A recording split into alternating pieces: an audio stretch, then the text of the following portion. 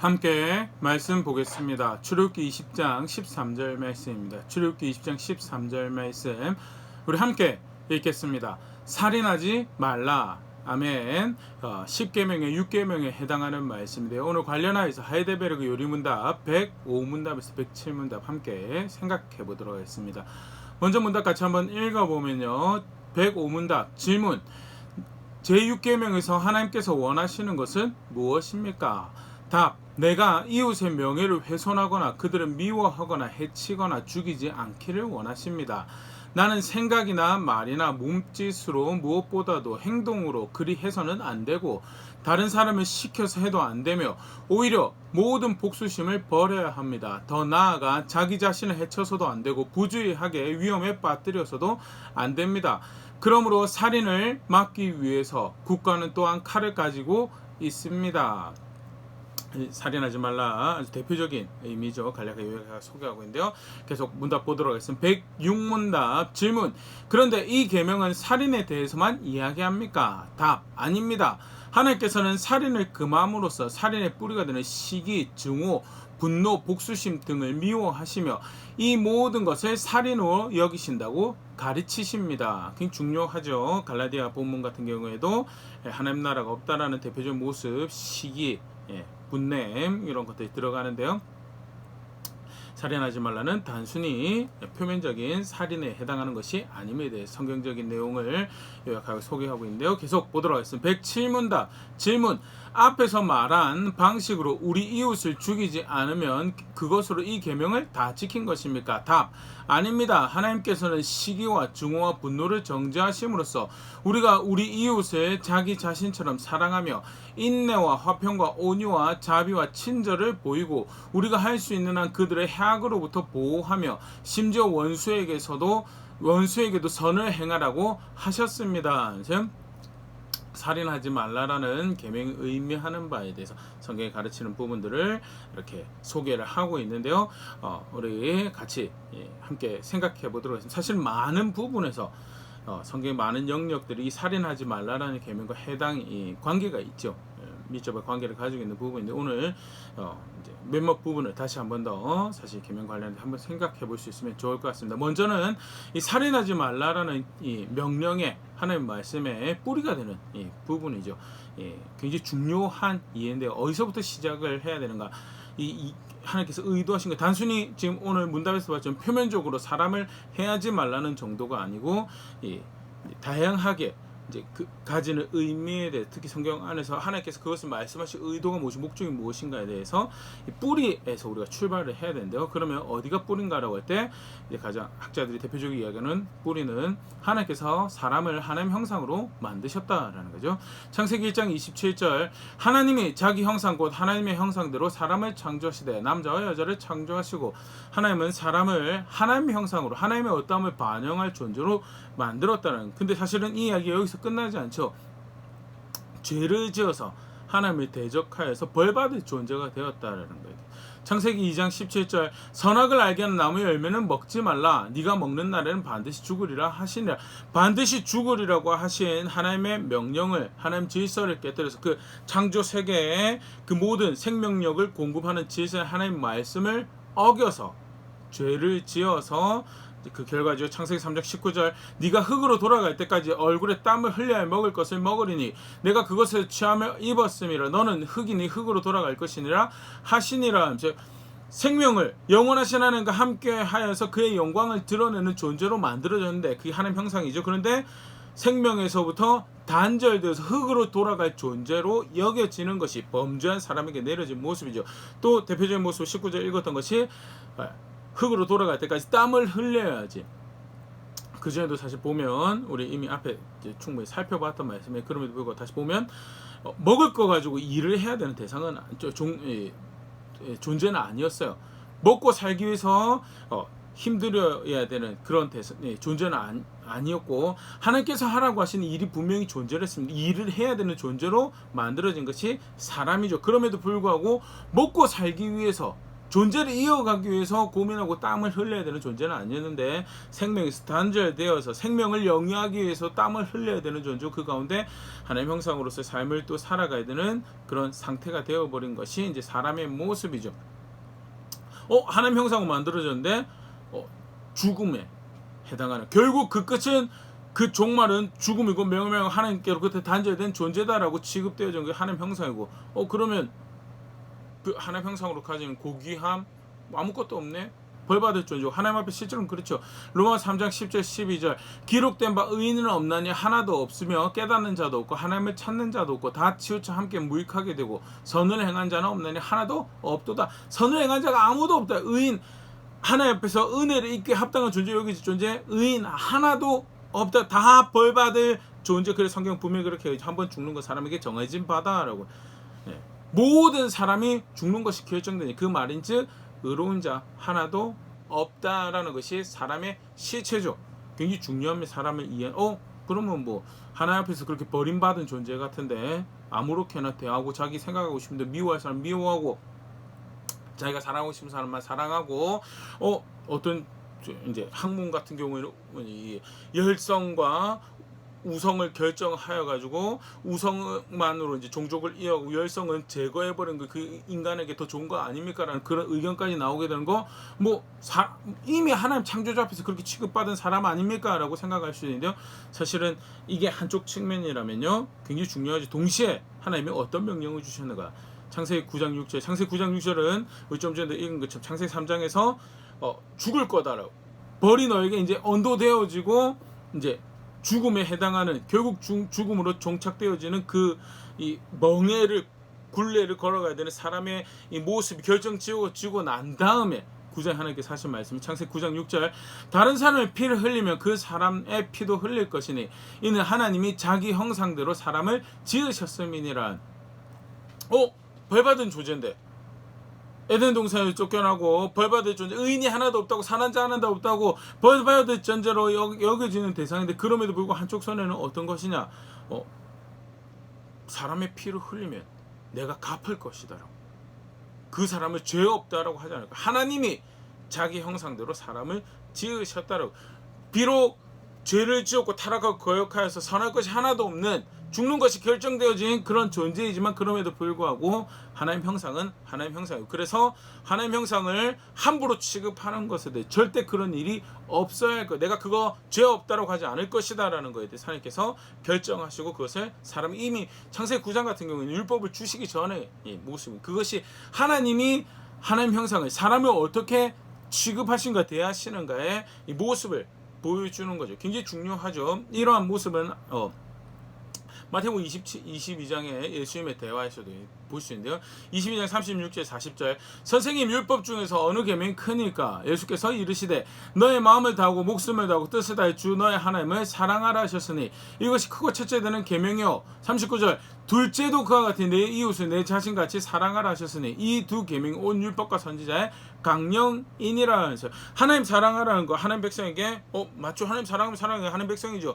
그런데 동시에 두 번째로 중요하다라고 이야기하신 것이 뭐냐? 내 이웃을 내 자신같이 사랑하라. 하나님은 하나님 법 주실 때부터 하나님 아들이 이것이 가장 중요한 골자다라고 이야기하는 그 내용을 보면, 법을 주실 때 하나님 사랑하는 것 더불어서 사람 사랑하라고. 사람 사랑하는 것은 하나님 형상, 하나님 존중하는 것만큼 존중하라고. 죄에 있다라는 것까지 타협하고 존중해준 그게 아니고요. 하나님 존중하는 것만큼 하나님 형상 존중. 사실 살인하지 말라의 계명은요, 그 뿌리는 뭐냐, 십계명을 주시면서 이렇게 하는 것이 하나님 섬기는 것이다. 직접적인 섬기, 다른 신 없고 하나님 가르치는 데 하나님 알고, 그리고 하나님 이름에 걸맞는 삶을 살아가면서 하나님 명령대로 하나님 섬기는 것이 하나님 섬기는 것이다라고 큰 프레임 골자를 쭉 주시면서 구체적인 내용들이 더 이제 성경 안에 설명이 되어지고, 그러면서 하나님의 은혜를 베푸시는 하나님을 존중하고, 그 모습이 권위를 존중하고 그의 그 주권 아래서 주어지는 질서를 존중하는, 그래서 대표적인 명령이 부모를 공경하라는 계명이 나오죠. 다음에 두 번째가 이제 살인하지 말라. 하나님이 사람이 살아가는데, 하나님 백성은 살아가는데 사람들과의 관계 가운데 하나님께서 하나님 백성이 하나님께서 하나님 백성들을 사람을 어떻게 대우하시는 그 자세를 가지고 살아가기 원하시는 가장 기초가 되는 명령을 주신 게 뭐냐? 그게 살인하지 말라는 거고요. 살인하지 말라는, 단순히 이웃을 해하지 말라는 거기서 출발하는 것이 아니고, 하나님이 사람을 어떻게 존중하셨는가, 하나님이 사람을 어떻게 대하셨는가, 어떤 자세로 대하셨는가, 하나님 백성이 명령하시면서 나 사람 사랑하라고, 그의 피를 흘리면 내가 그 죄 없다 하지 않을 것이고 내가 그 피를 갚을 것이고 그 피값을 물을 것이다 라고 말씀하신 거예요. 분명 한쪽 측면에서는 죄인은 벌받아야 돼, 죄인은 죽는 거죠. 죽이라는 명령도 등장을 합니다. 그러나 그것이 그들의 자세에 의해서, 다른 사람을 대하는 자세에 의해서 그게 죽이고 말고가 결정되는 것이 아니고, 하나님이 결정하신 법에 의해서 죽고 살고가 결정돼. 결국 그건 뭐냐? 하나님이 그들을 대하시는 모습이고, 하나님이 그들을 존중하는 만큼 존중할 것을, 관계 가운데 그들을 존중할 것을 명령하신 가장 기초적인 자세가 뭐냐? 살인하지 말라는 계명이다라는 거야. 거기서 출발하는 거예요. 그래서 구체적인 모습으로 이제 살인하지 말라라는 이제 모습이 등장. 살인하지 말라 그러면 계명으로 원하시는 구체적인 삶의 모습을 사실 굉장히 방대하죠. 너무나 방대합니다. 그럼에도 불구하고 간략하게 한 두 가지로 오늘 좀 생각을 하고 있는데, 먼저는 예수님을 통해서 다시 확인되어진 살인하지 말라의 계명의 의미죠. 마음에서부터 다른 사람을 해하지 말라라는 거죠. 살인하지 말라 대표적인 표면적인 모습으로 해하면 그 나쁜 거 다 알죠. 그런데 예수님 구체적으로 그 뿌리가 되는 마음에서부터 다른 사람에게 해를 입히지 말라는 것을 하나님께서 명령하신 것이다. 마태복음 5장 21절에서 24절. 옛 사람에게 말한 바 살인치 말라. 누구든지 살인하면 심판을 받게 되리라 하였다는 것을 너희가 들었으니 나는 너에게 이르노니 형제에게 노하는 자마다 심판을 받게 되고, 형제를 대하여 나가라는 자는 공회에 잡혀가게 되고 밀어놓으라는 자는 지옥불에 들어가게 되리라 하세요. 마음에서 품은 분을 가지고 노하는 자마다 이미 심판의 대상이 된다고. 그리고 그 마음의 열매가 입으로 드러나고 생각으로 드러나고, 이 마음의 열매가 행동으로 드러나는 모든 것, 사실은 그 총체적인 것을 금하시는 것이 살인하지 말라라는 계명이다라는. 사실 말의 뿌리가 어디죠? 마음이죠. 행동의 뿌리가 마음이고, 살인하지 말라라는 것은 마음에서부터 그 대상에 대해서 그런 자세를 가지지 말라라는 거죠. 말라는. 심지어 사실 이 얼마나 강력하게 이걸 이야기하시냐면 그 다음 말씀 23절. 그러므로 예물을 제단에 드리려다가 거기서 너의 형제에게 원망을 드릴 만한 일이 있는 것이 생각나거든. 예물을 제단 앞에 두고 먼저 가서 형제와 화목하고 그 후에 와서 예물을 드리라. 하나님 앞에 예배 드리러 간 거 지금도 굉장히 중요한 신앙생활 한 모습이, 그 전체가 아니지만 신앙생활이 굉장히 중요한, 하나님 섬긴다고 해서 하나님이 내 구원의 하나님이라고 얘기하면서 그에게 예배하는 거에 대해 소홀하게 하는 것은 아예 기본 싹수가 노란 기본적인 것부터 안 돼 있는 그런 모습이죠. 그런데 지금 우리 식으로 표현하면요, 주일 예배 드리러 가는데, 주일 예배를 드리러 가는데 목사님이 가가지고 한 주 동안 사는데 그 이웃들에게 또는 친구들에게 형제들에게 가족들에게 원망 드릴 만한 일 한 거, 말을 잘못했다거나 행동을 잘못했다, 이기적인 욕심 부리는 어떤 행동을 해가지고 잘못했던 것들이 있으면, 해를 입힌 것이 있으면, 그것이 마음의 타격이든 금전적 타격이든 물질적 신체적 타격이든 해를 입힌 것이 있으면, 근데 그게 해결이 안 된 거예요. 생각나는 게 있으면 24절. 예물을 제단 앞에 두고 먼저 가서 형제와 화목하고 그 후에 와서 예물을 드리라. 지금 예배 드리러 오지 말고 그거 가서 그 문제 해결하고 와서 예배 드리라. 지금 굉장히 이상한 말씀. 아니 목사님 그렇게 이야기하시면, 아니 그래도 예배가 중요한 거 아닙니까? 생각하기 쉬운데요. 지금 예수님이 하시는 얘기예요. 예수님이. 하나님이 하나님 백성을 어떻게 존중하시는 기본적인 그 이해도, 그것을 존중하는 자세도 없으면서 내가 그 하나님 사랑합니다라고, 그게 얼마나 이율배반적인 고백이고 이율배반적인 예배냐라는 거죠. 그래서 형제 옆에 사람을, 이웃을 대할 때, 친구를 대할 때, 옆에 살아가는 관계 가운데 허락하신 사람들을 대하는 그 자세에 있어서 마음에서부터 그를 미워하지 말고, 생각에서 그를 미워하지 말고, 말에서 입에서 그를 미워하지 말고, 행동에서 그를 하려고 하는 시도하지 말라라는 것이 이 살인하지 말라라는 계명으로 주어지는 것이다. 그러면 상대방이 나에게 잘못했는데 미움이 막 생기지. 에베소서 4장 같은 경우에 그것이 죄가 되지 않도록 잘 다스리는, 그럼에도 불구하고 그러면 내가 아프고 내가 힘들고 이것은 하나님께서 갚으시죠. 하나님 갚으시는 것도 있고 법을 주셨어요. 대표 볼 수 있는 게 레위기 24장 17절 22절. 만일 사람을 쳐 죽인 자는 반드시 죽일 것이요. 법을 주셨죠. 그게 하나님 백성이 존중하는 겁니다. 살인하는 자에게 우리가 죽인다고 생각하면 우리는 또 살인하는 거 아닙니까 생각할 수 있는데요. 하나님이 결정하신 법에 의해서 그는 죽을 자가 되는 거예요. 내 감정으로, 내 욕심으로 사실은 이제 실수하기 쉬워지는, 또는 감정에 확 쫓아서 잘못된 결정을 내리기 쉬운 이 상태가 이제 복수한다라는 것이, 사실은 복수를 굉장히 하나님께서 금하시는 법인데요. 그럼에도 불구하고 엄격하게 법이 정해서, 하나님 말씀으로 법이 정해서 법이 정의를 구현하는 거고, 거기에 의해서 사실은 살아가는 것이, 그 정의에 의해서 어느 정도 그 분한 마음이 다스려지고 또 해갈되는 그런 요소가 분명히 존재하고, 그래 이게 사실은 국가가 해야 되는, 사회가 해야 되는 책임 있는 모습이죠. 또는 권위나 질서를 가지고 있는 자들이 해야 되는 책임감 있는 모습. 계속 보겠습니다. 18절. 짐승을 쳐 죽인 자는 짐승으로 짐승을 갚을 것이며, 이 또한 해를 입힌 것에 대해서 정의가 구현된 것, 법에 의해서 구현된 겁니다. 내가 가지고 막 한 게 법에 의해서. 19절. 사람이 만일 그 이웃으로 이웃에게 상해를 입혔으면 그가 행한 대로 그에게 행할 것이니, 상처에는 상처로, 눈에는 눈으로, 이에는 이로 갚을지라. 남에게 상해를 입힌 그대로 그에게 그렇게 할 것이며, 짐승을 죽인 자는 그것을 물어줄 것이요, 사람을 죽인 자는 죽일지니, 거류민에게든 본토인에게든 그 법을 동일하게 할 것은 나는 너의 하나님 여호와임이니라. 절대 우리 가끔 이제 이 말씀을 복수를 해라라는 계명으로 생각하는데, 복수를 해라라는 게 아니고요. 정의가 이렇게 실현되어야 된다는 거예요. 이게 하나님이 사람을 존중하는 모습인 거죠. 사람을 존중하실 때 그 사람에게 위해를 가해, 피해자가 가지게 되는 쓴마음, 아픈 마음이 있는데, 그것을 그 마음의 표현을 이렇게 해버리라는 게 아니고요.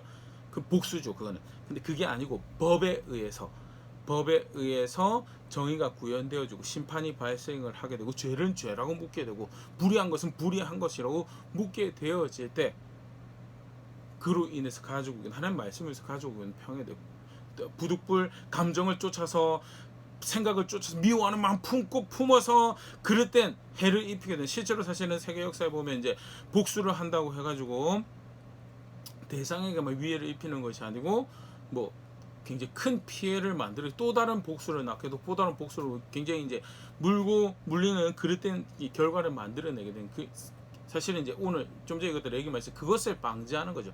그것을 방지하기 위해서 국가나 사회가 정의를 실현하는 것이고요. 그로 인해서 욕심을 따라 마음에서부터 자기를 지켜서 하나님이 하나님 백성을 존중하며 살아갈 수 있도록 하나님께서 시스템을 만드신 것이고, 질서가 권위가 그런 일을 해야 된다는 거에 대해서 하나님께서 의도하신 거죠. 그럼 이 큰 나사들이 이렇게 악으로 맞춰서 이렇게 잘 돌아가는 걸 통해서 하나님 존중하는 백성이 자기 마음을 잘 지키고, 생각을 잘 지키고, 입술을 잘 지키고, 자기 삶을 잘 지켜서 명령하신 살인하지 말라라는 거. 하나님 백성을 이렇게 하나님 형상을 이렇게 존중하며 살아야 되는구나라는 실제로 그 삶을 살아갈 수 있도록 하셨다라는 것. 그 부분의 이해를 좀 같이 가지기 위해서 말씀 참고하고요.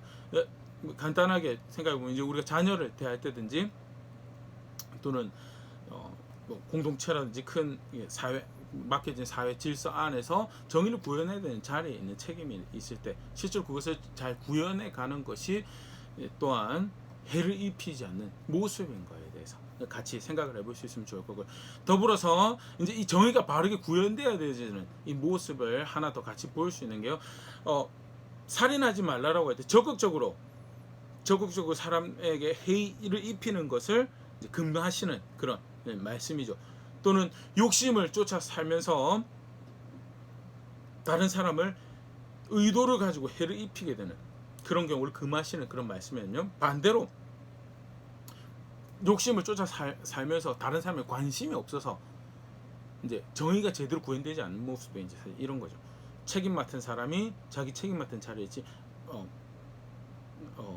그게 뭐 가장 작은 사회 같은 경우에 부모의 자리일 수도 있고요.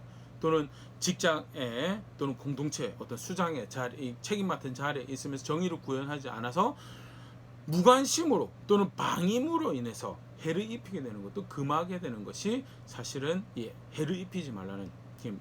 사실 예수님이 이 부분에 대해서 분명히 이야기하셨는데 마태복음 25장 41절 46절 또 왼편에 있는 자들에게 이르시되 저주를 받은 자들아 나를 떠나 마귀와 그 사자들을 위하여 예비된 영영한 불에 들어가라라면서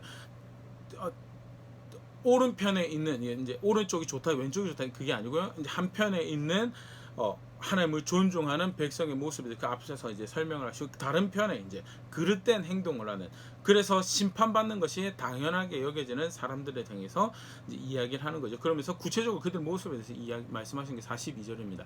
내가 줄일 때 너희가 먹을 것 주지 아니하였고 목마를 때 마시게 하지 아니하였고 나그네 되었을 때 영접하지 아니하였고 헐벗을 때 옷을 입히지 아니하였고 병들었을 때와 옥에 갇혔을 때 돌보지 아니하였느니라 하시니 그 벌받을 사람들에 대해서 하시는 말씀이 예수님 너희가 바르게 섬기지 않았다라고 44절 그들도 대답하여 주여 우리가 어느 때에 주께서 줄이신 것을 줄이신 것이나 목마르신 것이나 나그네 되신 것이나 헐벗은 것이나 병드신 것이나 옥에 갇힌 것을 보고 공양하지 아니하더니까 우리는 나름 그래도 주를 섬긴다고 했고 우린 절대 그런 일을 한 적이 없습니다라고 우리 그런 불의를 행한 적이 없습니다라고 이야기하는 변명하는 이들에 대해서 45절 이에 임금이 대답하여 이르되 내가 진실로 너에게 이르노니 이 지극히 작은 자 하나에게 하지 아니한 것이 곧 내게 하지 아니한 것이니라 하시니 그들은 영벌에 의인들은 영생에 들어가리라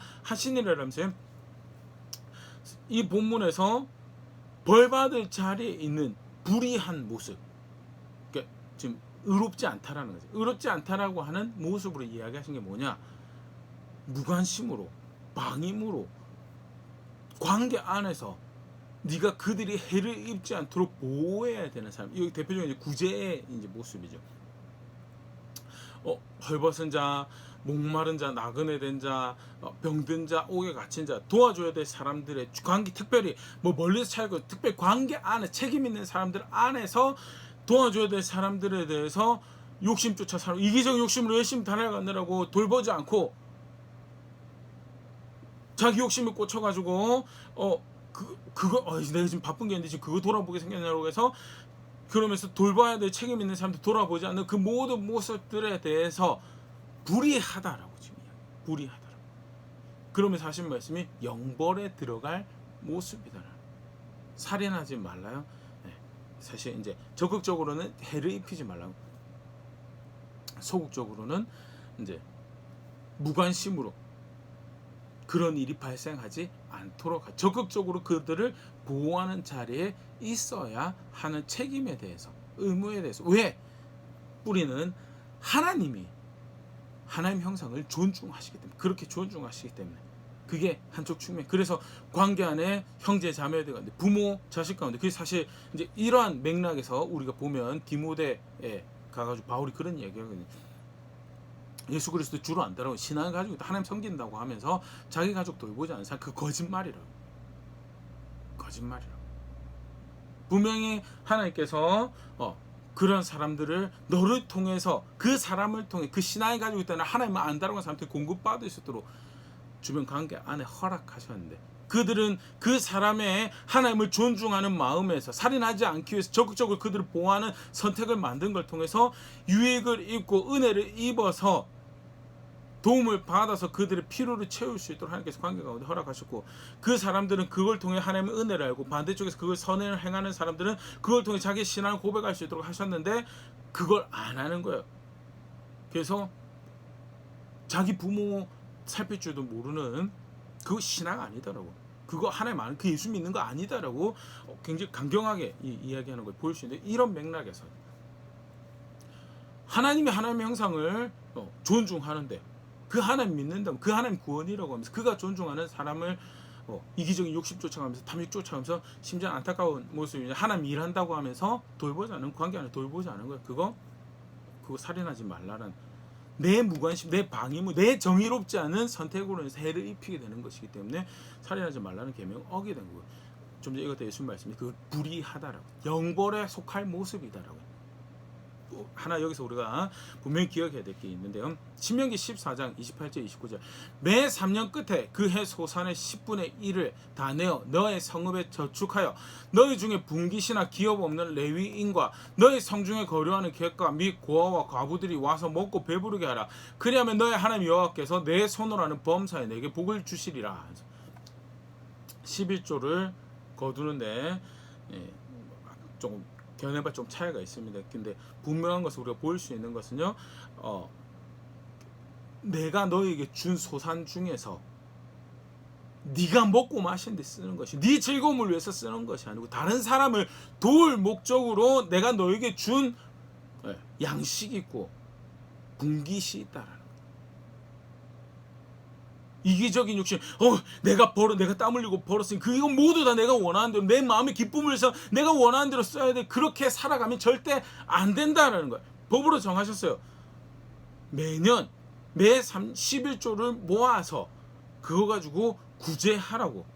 그래서 아까 좀 전에 얘기했지만 실제로 그래서 10분의 1을 내일을 섬기라고 이야기하신 부분이 있고, 10분의 1은 모였을 때 공동체에 유익을 위해서 쓰라고 하는, 공동체를 위해서 쓰라고 하는 부분이 있어서 그 10분의 1이 있고, 또 10분의 1은 구제하라고 해서 10분의 3을 이제 이런 특별한 목적으로, 소득의 특별한 목적으로 구분해서 사용하는 것이 옳은 것이다라고 그렇게 해석을 하는 부분도 있고요. 12조 한 번에 걸쳐서 모든 것이 속해 있다라고 해석을 하는 분도 있는데요. 뭐 다 상관없이 그 견해 차이에 대해서는 지금 이야기하려는 게 아니고요. 분명한 것은 하나님께서 너에게 주신 양식 중에서 분명한 것은 일부는 너를 위한 것이 아니고 네 손을 통해서 도움받아야 되는 사람들을 위해, 그걸 네가 먹어치우면 그건 도둑질한 거고, 그걸 네가 먹어치우면 그건 하나님 존중, 그 관계를 너의 안에 허락하신 하나님을 존중하는 것이 아니다라는 거예요. 그래서 앞에는 영벌에 해당한다고까지 강경하게 말씀하시는 이 해당하는 모습. 그냥 지금 내 삶이 너무 각박하고 힘든데 지금 하나님 내 처지 모르십니까? 하나님 나 좀 보십시오. 옆 사람 그만 보라고 나 좀 보십시오라고 하는 그 삶의 자세로 가지고 살 수 없다라는 것. 그게 살인하지 말라라는. 하나님은 나를 통해서, 하나님은 하나님 백성을 통해서, 하나님 형상으로 만들어진 그 백성을 통해서 하나님 영광을 나타내기 원하죠. 그래서 그가 양식을 가지고, 일용할 양식을 가지고 살아갈 수 있도록 그에게 양식을 공급하는데, 그 양식의 일부를 하나님은 그에게 그런 자원을 주셨다라는 것. 그래서 그 자원을, 그것이 재능이 될 수도 있고요, 소유가 될 수, 돈도 될 수, 시간도 될 수 있고요, 여러 가지 모습이 다 되겠죠. 분명한 것은 그건 나를 위한 것이 아니다라는 것. 그래서 그것을 사용하는 책임을 간과한 것도 살인하지 말라라는 명령을 어긴 것이고, 반대로 그러기에 그것을 적극적으로 사용해서 관계 있는 사람들을 보호하고, 관계 안에 있는 사람들 해를 입지 않도록 관심을 쓰고 마음을 쓰고 생각을 쓰고 말을 쓰고 은혜를 끼치고 그렇게 살아가는 것을 명령한 것이 살인하지 말라라는 계명 안에 포함된 큰 덩어리 두 개 살펴봤습니다. 적극적으로 해를 입히지 않는 거에 대해서, 또 적극적으로 해를 안 입히기 위해서 살아가야 되는 그 이제 큰 덩어리인데요. 궁극적으로는 하나님이 하나님 형상을 존중하는 것처럼 존중하는 삶을, 사랑하는 삶을 살아가라는 말씀을 주신 것이 살인하지 말라는 계명이고, 마지막으로 이 말씀 함께 살펴보면서 마무리하려고 합니다. 이사야 58장 6절 7절의 말씀입니다. 아주 대표적인 말씀이 금식에 기뻐하는 금식에 대한 말씀인데 6절 7절 같이 한번 보도록 하겠습니다. 내가 기뻐하는 금식은 흉악의 결박을 풀어주며 멍에의 줄을 끌어주며 압제당한 자를 자유하게 하며 모든 멍에를 꺾는 것이 아니겠느냐. 또 줄인 자에게 너의 양식을 나눠주며 유리하는 빈민을 집에 들이며 헐벗은 자를 보면 입히고 또 내 골육을 펴 스스로 숨지 아니하는 것이 아니겠느냐 하세요. 기뻐하는 금식은 이러면서 말씀하시는데, 기뻐하는 금식은 절박하게 하나님의 은혜가 필요할 때 하는 행위죠. 기도의 한 모습, 하나님 내가 이런 은혜가 필요합니다 라고 할 때 금식을 일반적으로 합니다. 근데 쉽게 말해서 다르게 표현하면 내가 기뻐 들을 만한 은혜 구하는 모습은, 내가 정말 받을 만한 은혜 구하는 모습이 뭔지 아느냐라고 말씀하신 것이 6절의 말씀이죠. 3일 금식하면서 기도하는 것입니다. 아침에도 하나님 찾고 점심에도 찾는 것이 하나님 찾는 것입니다. 그것도 성경에서 말씀하고 있는 겁니다. 근데 절대 우리가 간과할 수 없는 모습이 사실은 대놓고 하나님이 이게 내가 기뻐하는 것, 이게 내가 듣는 내 마음이 가는, 쉽게 말해서 은혜를 구하는 것이다. 뭐냐? 흉악의 결박을 풀어주며 불의에 억압받는 사람들에 대해서 그걸 해방시켜주고 정의를 구현하는 거죠. 멍에 줄을 끌어주며 비슷한 거. 압제당한 자를 자유하게 하며 모든 멍에를 꺾는 것이 아니겠네. 모든 죄인을 다 풀어주라는 게 절대 아닙니다. 의를 행하는 걸 이야기하는 거예요. 의를. 불의에 의해서 피 입는 자들에 대해, 해를 입는 자들에 대해서 의를 행하는 거예요. 사실 오늘 우리가 살펴봤던 말씀이 사실 같은 맥락 안에 있는 거죠. 7절 또 줄인 자에게 내 양식을 나누어주며 유리하는 빈민을 집에 들이며 헐벗은 자를 보며 입히며 또 내 골육을 펴 스스로 숨지 않은 것이 아니겠느냐. 도움 필요한 사람들을 적극적으로 그들이 해를 입지 않도록 양식을 나눠주고 빈민을 집에 들여서 적극적으로 도와주고 나누고 해를 입지 않는, 그게 뭐냐? 그게 내가 기뻐하는 금식이라고. 쉽게 말해서 내 앞에 은총 입의 자라고, 내 은혜를 입의 자라고. 사실 더 구체적으로 보면 좋죠. 내 빛이 너를 따를 것이고, 이제 그 실제로 이렇게 기뻐하는, 그렇게 은혜를 구한 자들에게 하나님께서 은총을 베푸실 것 쭉 말씀하시는데요. 오늘 말씀과 관련해서 간략하게 보면요, 살인하지 말라, 해이 피지 않기 위해서 적극적으로 자신을 다스리고 절제하는 삶을 살아가는 것, 철저하게 스스로의 마음과 생각을 하나님 법 앞에 내려놓고 어떻게 해서든 그 말씀대로 그게 정의가 구현될 수 있도록 내가 적극적으로 해를 입히지 않지만 또한 더불어서 피해를 입히지 않도록 그렇게 살아가는 모습들, 그거에 단순히 그냥 생활 양식을 이야기를 하는 게 아니고요, 하나님 백성이 하나님과 함께하는 관계에서 그 은총을 입는, 그 생명을 누리는 삶의 모습으로 하나님과 동행하는, 하나님 나라에 살아가는 백성의 모습으로 말씀하신 거다라는 것. 그걸 사실 대표적으로 볼 수 있는 말씀이 좀 전에 읽었던 이사야 58장 6절 7절 말씀이죠. 말씀 같이 간략하게 살인하지 말라는 말씀이 의미한 바, 의도하는 바에서 간략하게 함께 생각해 보았는데요. 나는 어떤 자리에 있는가 말씀 가지고 한번 생각해 볼 수 있습니다.